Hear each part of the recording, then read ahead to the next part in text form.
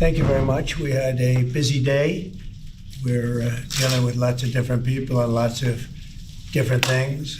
We had some terrific people in today and trying to solve some of the problems that are going on in the country and outside of the country. We're doing very well with respect to other countries really behaving on taking the criminals that they sent into our country, and we're getting them out. These are some of the worst people on earth, and they're getting out and they're being accepted back in their countries, as you've heard, without exception. So a lot of people thought that was not going to happen, but it's happening very full force. Now we're getting some very, very dangerous people out of our country, which is very important. Will, perhaps we'll go through the first one, please. Yes, sir. So earlier today, before the press came in, you signed a commission appointing Chris Wright to be your next Secretary of Energy. We have another commission prepared for your signature, sir. This is Doug Collins to be Secretary of the VA, Doug Collins of Georgia. Two very good men.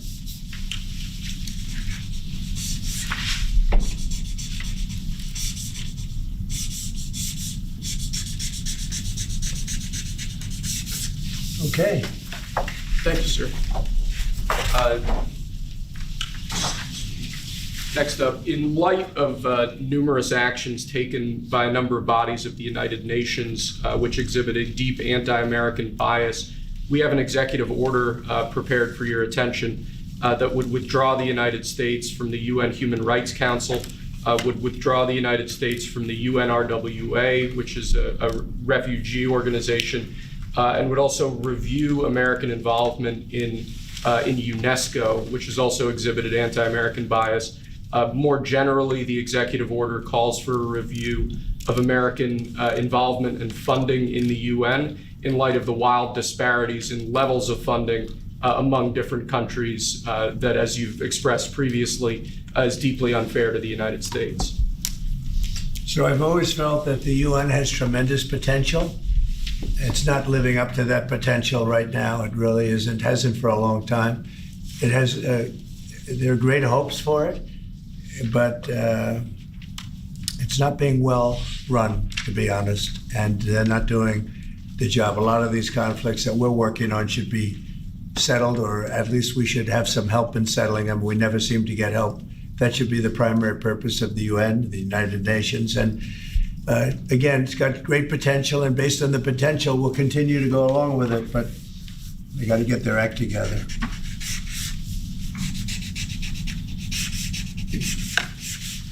What would they need to do, sir, to get their act together? Well, they got to be fair to countries that deserve fairness.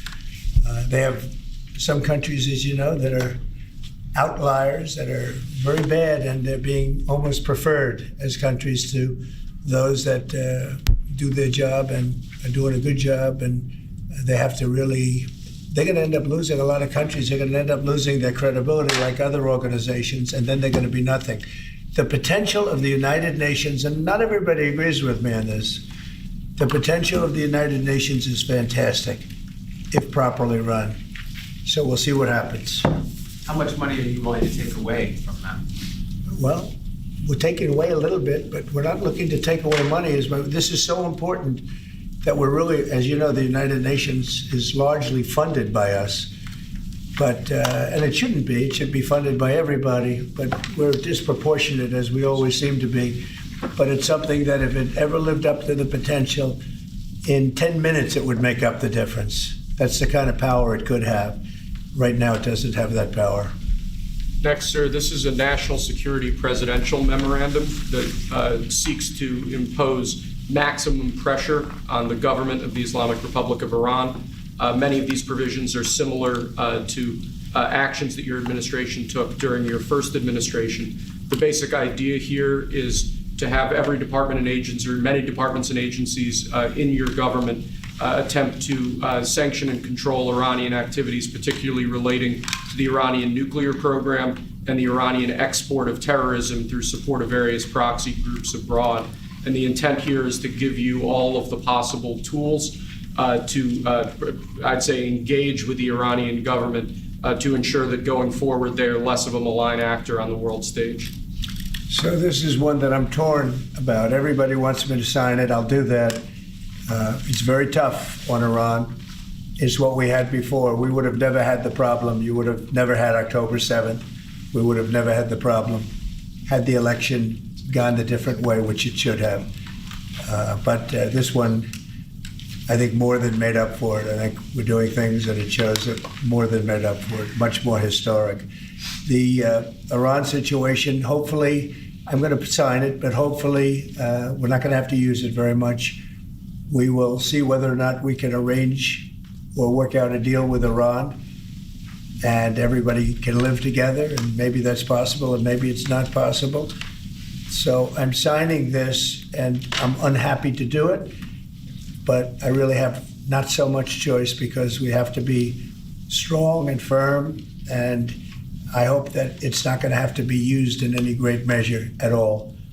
It'd be great if we could have a Middle East and maybe a world at total peace.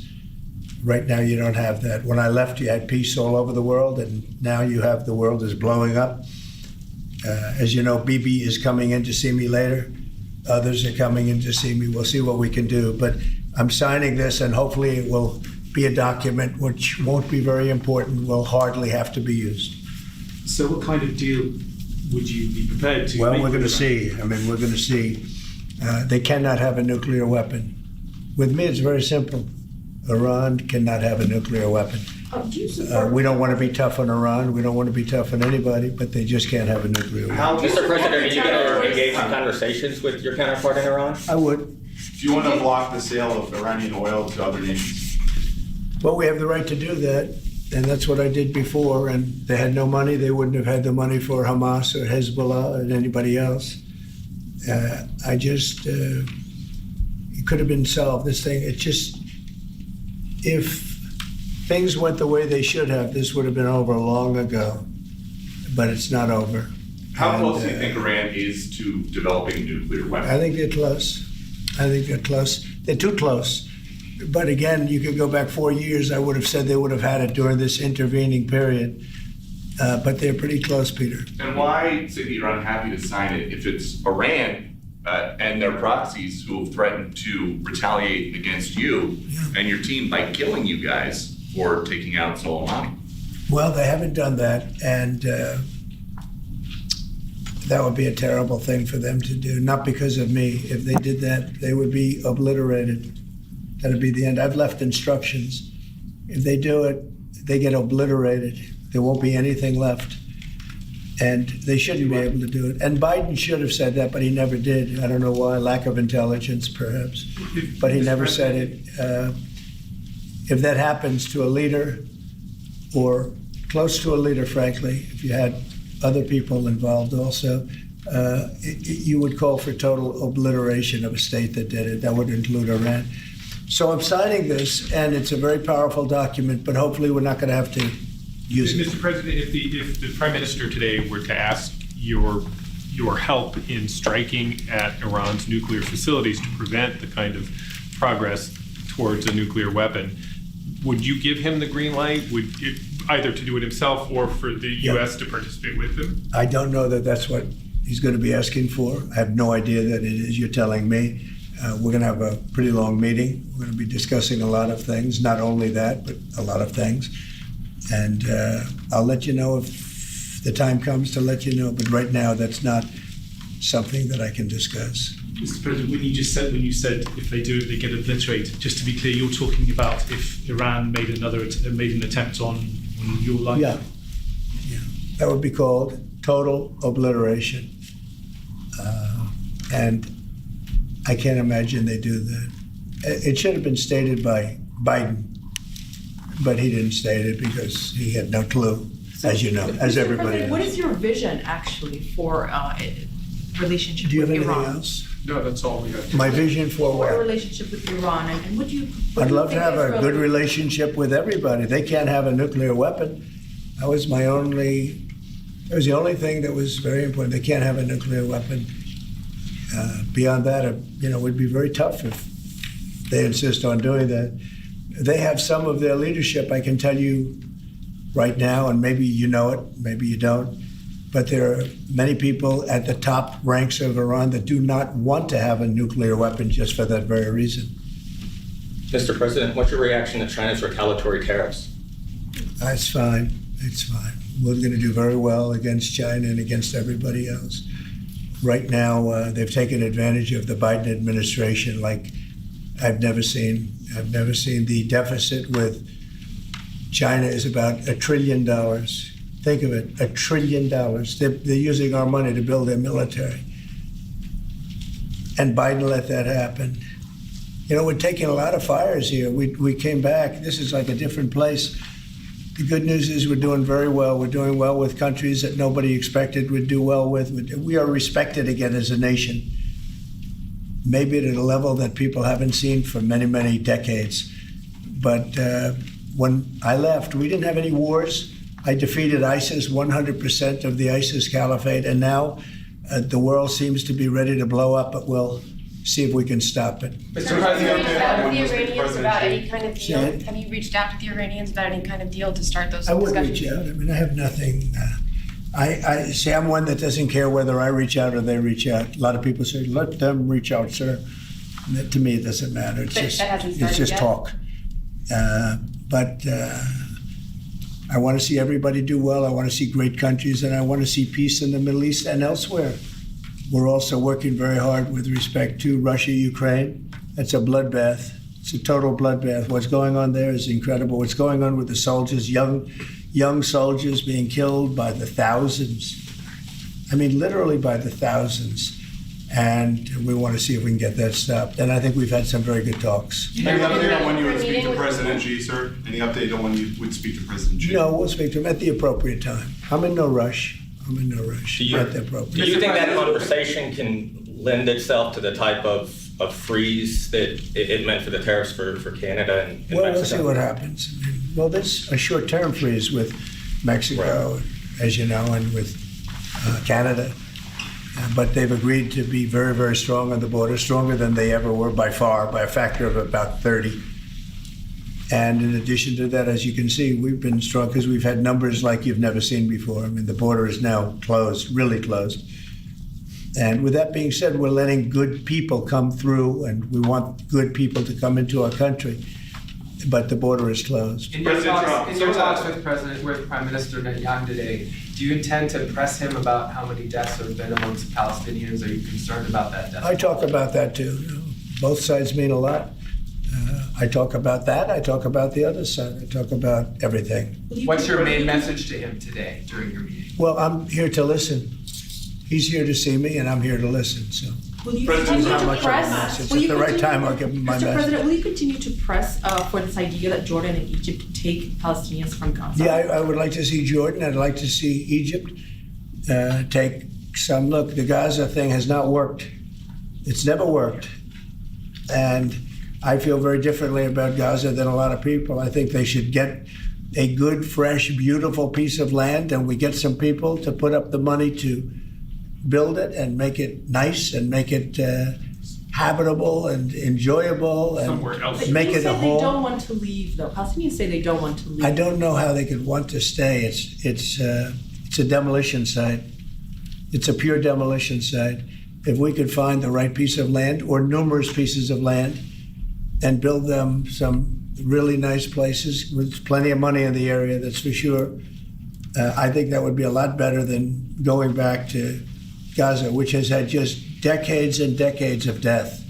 Where would those pieces of land be? Well, if they those could Arab be in countries Jordan, don't want and they to could go? be in Egypt, and they could be in other places. You could have more than two, more than one, but you could have more than two. And you'd have people living in a place that could be very beautiful and safe and nice. Gaza's been a disaster for decades. Would the U.S. pay for that? I don't contribute? think I don't Would the think United the States UN would contribute? pay, but I think there's plenty of people that would in the area. They have a lot of money.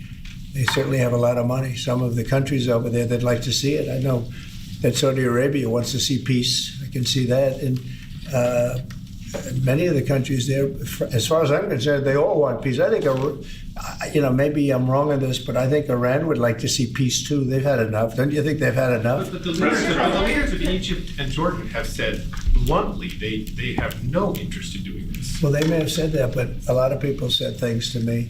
They said they wouldn't take anybody back in Venezuela, and right now they're flying them right back into Venezuela. And a lot of people, and they're doing the right thing in Venezuela. The Panama Canal is an active discussion right now. They said things about that, and virtually everything that's been said has been incorrectly stated based on the result. Doesn't that amount people be to able to forcibly return to displacing? Gaza? Wouldn't that amount to forcibly displacing those people from Gaza? If I don't they think say they so. I want think to? if they had the opportunity, they'd love it. If they had an alternative to Gaza, they have no alternative right now. I mean, they're there because they have no alternative. What do they have? It is a big pile of rubble right now. I mean, have you seen the pictures of it? Have you been there? It's terrible to live. Who can live like that? And very dangerous. There's shooting all over the place. There's bombing all over the place on both sides.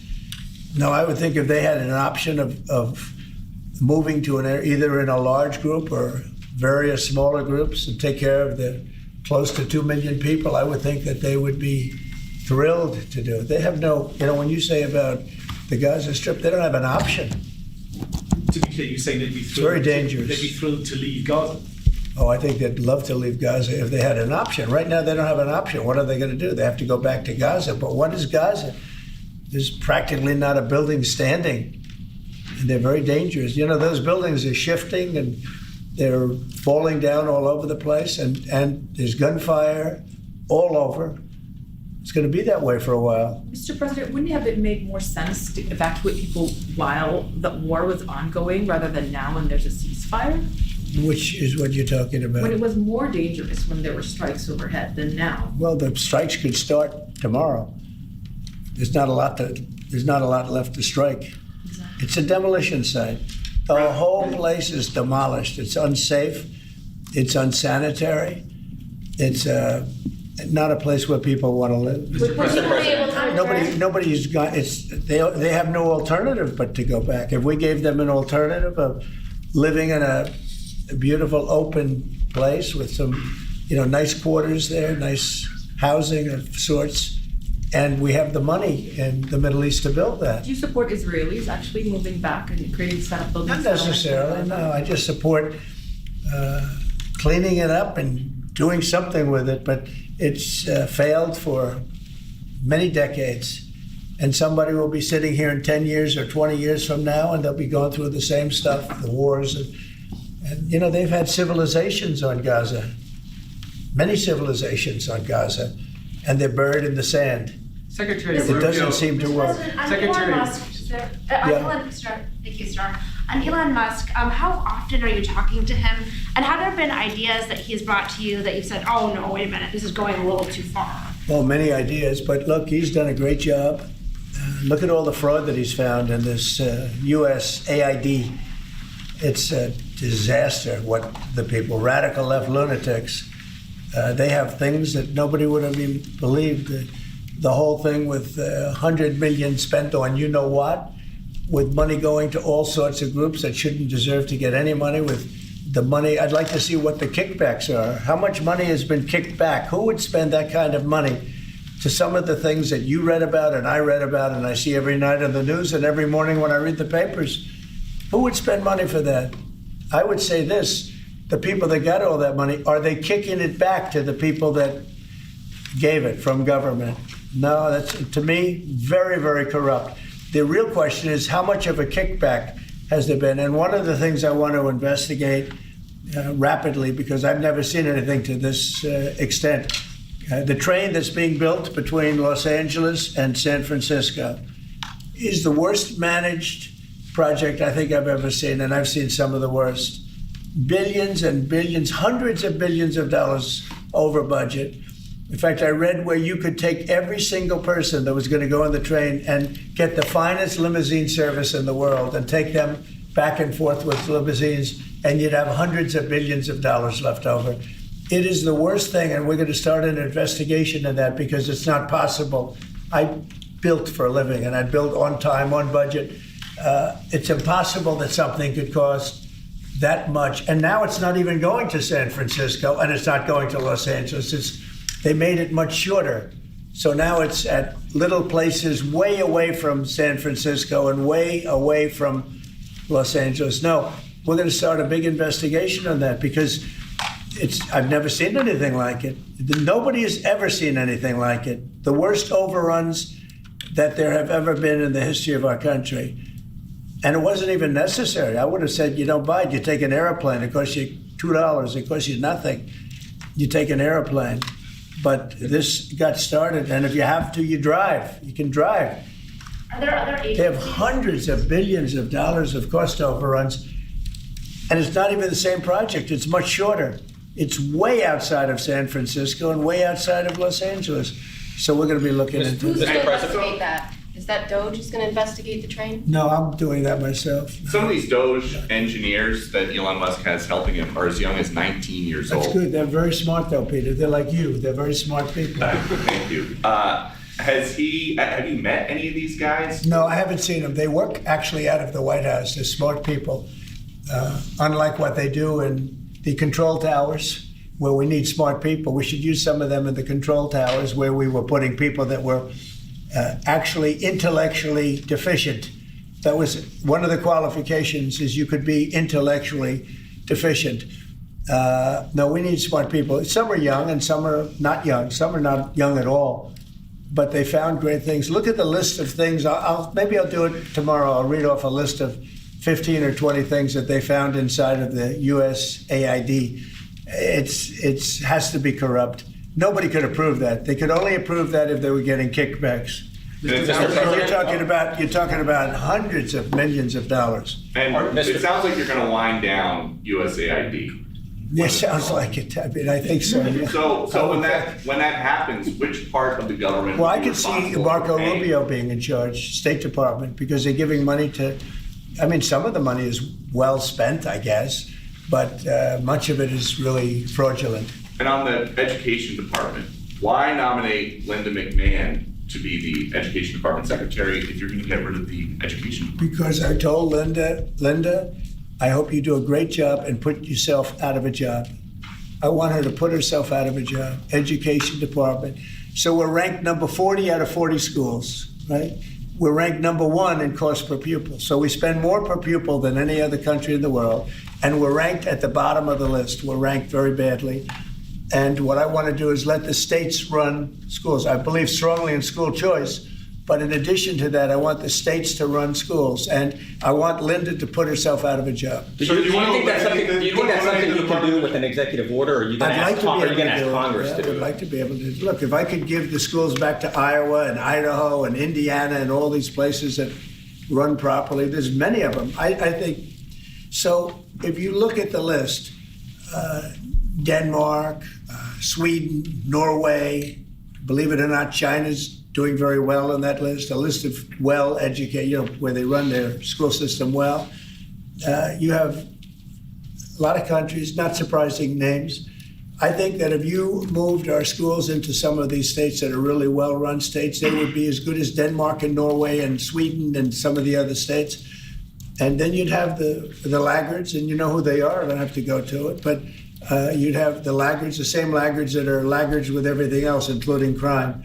But even them, you'll break it into systems. As an example, if you went to New York, you go to Westchester County, you go to Dutchess County, you go to Suffolk and Long Island and Nassau and Long Island. You have maybe 6 or 7 locations. And you have New York City, which would include the 5 boroughs.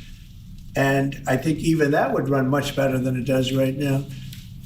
Same thing with Los Angeles or California. You'd have Riverside, you'd break it up into 6 or 7, but most of them would be states, and you'd have one, like in Iowa, you give it to the state of Iowa, you give it to the state of Indiana, these are really well-run states. They don't have debt, they don't have problems, they don't have any crimes, relatively speaking, to speak of.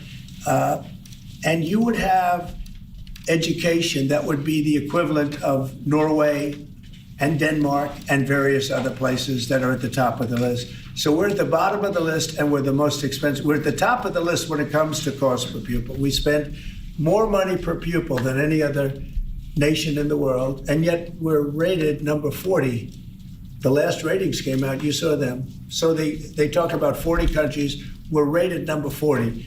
And I say that if we did this, we would go 20, 30 notches up. We could do great. And we would have some of the best districts in the world. But are you looking to do that with an executive order, sir, or do you need to work with Congress? Well, there are some people that say I could. I think I'd work with Congress. I think we'd have to work with the teachers union, because the teachers union is the only one that's opposed to it. Nobody else would want to hold it back. Look, we have to tell the teachers union, we're rated last in the world in education of the top 40. We're rated last. We were 38.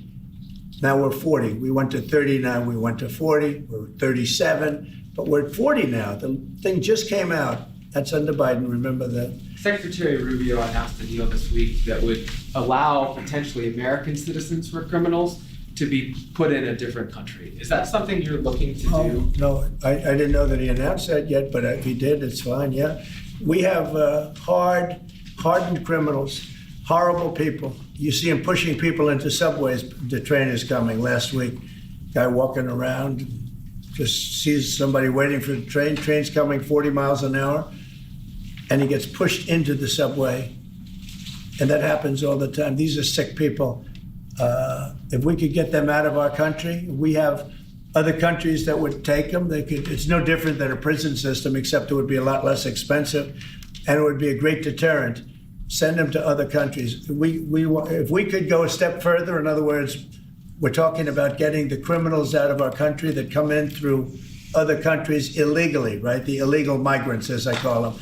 Well, we have people that are just as bad as them in our country. If we could get them out, I'd be very happy. So you would pay El Salvador to El house Salvador them? said that he wanted you to pay a fee for that. Would you pay that? Well, it's a very small fee compared to what we pay to private prisons.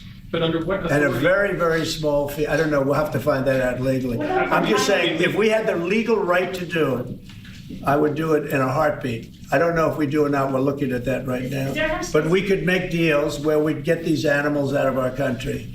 And you know, if you take the shooters, the people that hit old ladies in the back of the head with a baseball bat when they're not looking and walk down the street, the people that you see it, the people that take out a gun and shoot you for no reason at all. If we could get these animals out of our country and put them in a different country under the supervision of somebody that made a relatively small fee to maintain these people, because you know what? These are criminals. You call them hardened criminals. They've been in jail 40 times. There's one 42 times.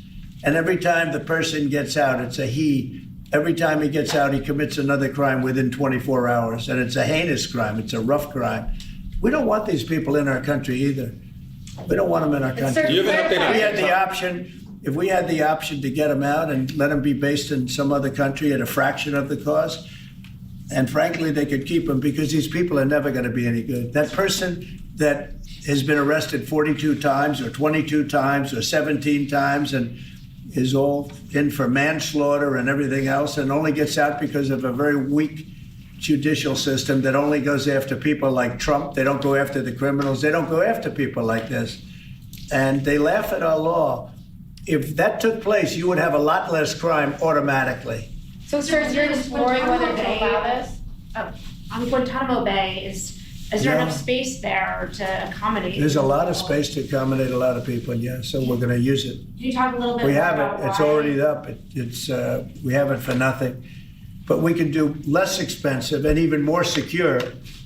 We've had other countries come to us saying, we would love to do that. We would love to take your criminals and we'll maintain that. We'll be their jail.